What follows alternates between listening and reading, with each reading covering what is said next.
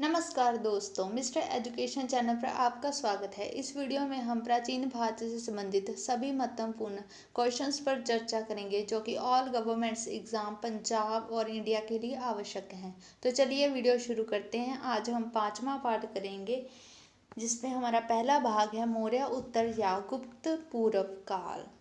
और हमारा प्रश्न है, अंतिम मौर्य सम्राट बृहद की हत्या कर किसने शुंग वंश की स्थापना 185 ईसा पूर्व में की?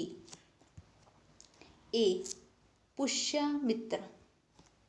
पुष्यमित्र शुंग मौर्य सम्राट बृहद्य की राजकीय सेना में किस पद पर आसीन था? ए. सेनापति। कण्व या कानव वंश का संस्थापक कौन था? ए. वसुदेव। सातवाहन या आर्य सातवाहन वंश का संस्थापक कौन था? ए. सिमुख। सातवाहनों ने पहले स्थानीय अधिकारियों के रूप में काम किया था। बी. मौर्यों के अधीन। निम्नलिखित में से वह महानतम कुषाण नेता कौन था जो बौद्ध धर्म बन गया था? जो कि बौद्ध बन गया था। सी. कनिष्क। कुषाण काल के दौरान मूर्तिकला की गांधार शैली निम्नलिखित में से किसका मिश्रण है? बी. भारत ग्रीक शैली। देख लीजिए गाइस, डी आंसर है भारत ग्रीक शैली। कनिष्क की राजधानी थी? ए. पुरुषपुर। पुरुषपुर निम्नलिखित में से किसका दूसरा नाम है? सी. पेशावर। चरक किसके राज चिकित्सा थे? डी. कनिष्क। तक्षशिला के प्रसिद्ध स्थल होने का कारण था? सी. गांधार कला। भारत में सर्वप्रथम स्वर्ण मुद्राएं किसने चलाई? बी. Indo Bactrian. किस संग्रहालय में कुषाण कालीन मूर्तियों का संग्रह अधिक मात्रा में है? ए. मथुरा संग्रहालय। निम्नलिखित में किसने सोने के सर्वाधिक शुद्ध सिक्के जारी किए? ए. कुषाण। सातवाहनों के समय में मुद्रा सर्वाधिक किस धातु के बने? ए. सीसा। निम्नलिखित में से कनिष्क के समकालीन कौन थे? बी. नागार्जुन, अश्व घोष, वसुमित्र। किस वंश के शासकों ने ब्राह्मणों एवं बौद्ध विशुद्धों को करमुक्त भूमि या गांव देने की प्रार्थना आरंभ की? ए. सातवाहन। भारतीय रंगमंच में यवनिका का शुभ आरंभ किसने किया? सी. यूनानियों ने। भारतीयों के महान रेशम मार्ग किसने आरंभ कराया? ए. कनिष्क। निम्नलिखित में से किसने बड़े पैमाने पर स्वर्ण मुद्राएं चलाई थी? A. Sorry guys, C answer Kushan शासकों ने। चरक और नागार्जुन किसके दरबार की शोभा थे? ए. कनिष्क।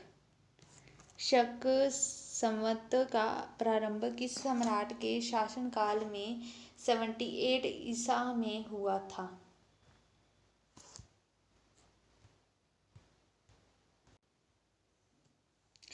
बी. कनिष्क। तक्षशिला विश्वविद्यालय स्थित था? ए. पाकिस्तान में। प्राचीन काल में कलिंग का महान शासक कौन था? सी. खारवेल। कुषाण काल में सबसे अधिक विकास किस क्षेत्र में हुआ था? डी. वास्तुकला। सातवाहनों ने आरंभिक दिनों में अपना शासन कहाँ शुरू किया? डी. आंध्र। सातवाहन राज्य की राजधानी कहाँ थी? बी पैठण या प्रतिष्ठान।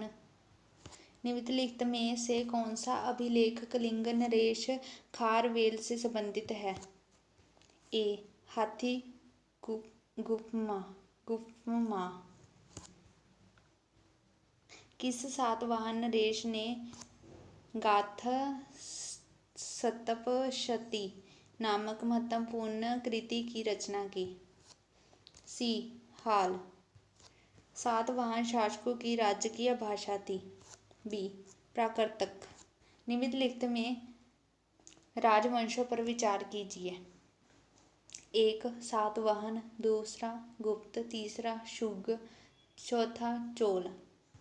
सही उत्तर है बी 4 3 1 2। मौर्य साम्राज्य के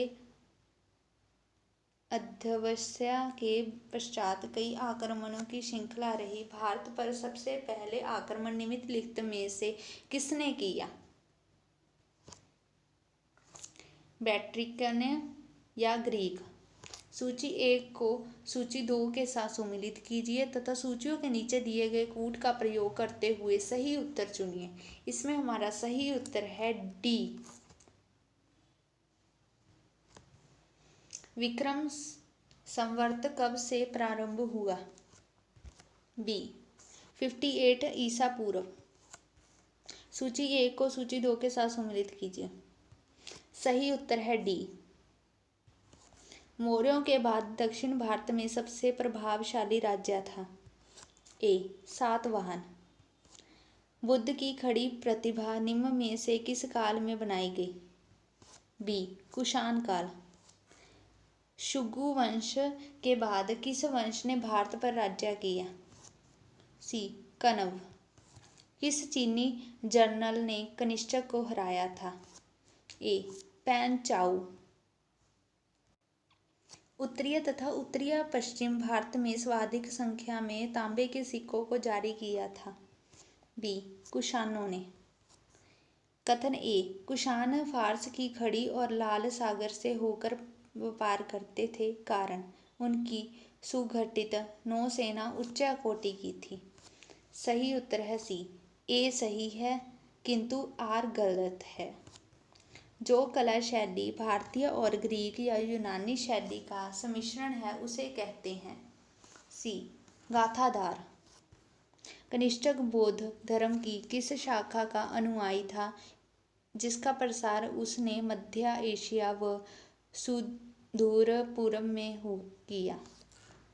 सी महायान। कनिष्क के शासनकाल में सर्वाधिक महत्वपूर्ण घटना कौन सी थी? सी चतुर्बोध संगति।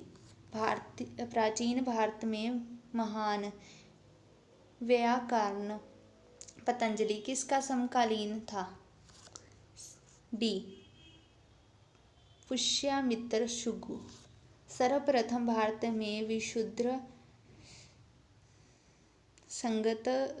संस्कृत भाषा में लंबा अभिलेख किस राजा द्वारा जारी किया गया? बी शक राजा रुद्रदमन द्वारा। किस राजा के शासनकाल में ईसाई धर्म प्रचारक सेंट थॉमस भारत आया? सी गोद ऑफिनर्स। किस कुषाण शासक ने सर्वप्रथम स्वर्ण मुद्राएं जारी की? B Confucius II। किस वंश के शासकों ने क्षत्रप प्रणाली का प्रयोग किया? डी शकों ने। तात्याय की उपाधि किस वंश के शासकों की धारणा किया? ए शक। प्राचीन काल के भारत पर आक्रमणों के संबंध में कौन सा सही कार्यानुक्रम है? ए यूनानी, शक, कुषाण। भारत में प्रथम बार सैनिक शासन व्यवहार में लाया गया? ए ग्रीकों द्वारा। ईसा पूर्व दूसरी सदी के प्रारंभ में उत्तरी अफगानिस्तान में संस्थापित भारत यूनानी राज्य था। बैक्टीरिया। 4 धातुओं सोना, चांदी, तांबा एवं सीसा में बनने वाले सिक्कों को क्या कहा जाता था? डी त्रास्यापन। सर्वप्रथम रोम के साथ किन लोगों का व्यापार प्रारंभ हुआ? बी तमिलों एवं चेरों का। मोत्यातो प्रकालीन प्रमुख बंदरगाहों में कौन अस्थायी है? डी कोचीन।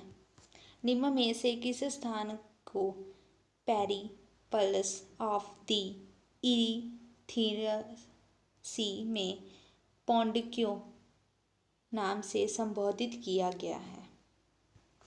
बी अरिकामेंडो। मौर्य उत्तर काल में किसने भारत में हिंदू यूनानी राज्य की स्थापना की? ए डमीट्रियस। निम्नलिखित में से किसने अपने जीवन के उत्तरार्ध में अपने पुत्र के हाथों में राज्य सत्ता सौंपकर बौद्ध भिक्षु हो गया? सी मीनांडर। कुषाणुओं का संबंध था? सी चीन के युची जनजाति से। निम्नलिखित में से कौन कनिष्क के बौद्ध होने के लिए उत्तराधिकारी था? बी अश्व घोष। सूची 1 को सूची 2 के साथ सम्मिलित कीजिए। सही उत्तर है ए। सूची 1 को सूची 2 के साथ सम्मिलित कीजिए। सही उत्तर है ए। रोमन साम्राज्य के अनुसरण पर किस वंश के शासकों ने कैसर की उपाधि ग्रहण की? सी कुषाण। निम्नलिखित में से किसका निर्माण शुंग काल में हुआ? डी उपरोक्त सभी। सातवाहन नरेश हाल के समकालीन गुणाढ्य ने किस प्राकृत ग्रंथ की रचना की? वहत्याग्रथा। निम्नलिखित कथनों पर विचार कीजिए। पहला है सातवाहन शासक बौद्धों पर अत्याचार करते थे। दूसरा है पुष्यमित्र शुंग बौद्धों को संरक्षण देते थे। तीसरा है बोध गया में शक ने बोधि वृक्ष को काट दिया था। हमारा सही उत्तर है डी केवल 3। निम्नलिखित में से किस अभिलेख में चंद्रगुप्त मौर्य और अशोक दोनों का उल्लेख किया गया है? बी महाक्षत्रप रुद्रदमन का जूनागढ़ अभिलेख। प्राचीन भारत में निम्न में से किस एक ने निम्नलिखित रूप से सोने के सिक्के चलाए? सी कुषाण। कलिंग नरेश खारवेल किस वंश से संबंधित था? ए चेदी। प्राचीन भारत में देश की अर्थव्यवस्था में अत्यंत महत्वपूर्ण भूमिका निभाने वाली श्रेणी संगठन के संदर्भ में निम्नलिखित में से कौन सा या से कथन सही है या है? प्रथम है प्रत्येक श्रेणी राज्य की एक केंद्रीय प्राधिकरण के साथ पंजीकृत होती थी और प्रशासनिक स्तर पर राजा उनका प्रमुख होता था। दूसरा है श्रेणी ही वेतन, काम करने के नियमों, मानकों और कीमतों को सुनिश्चित करती थी। तीसरा है श्रेणी का अपने सदस्यों पर न्यायिक अधिकार होता था। सही आंसर है सी केवल 2 और 3। सो गाइस मिलते हैं नेक्स्ट वीडियो में। Thank you.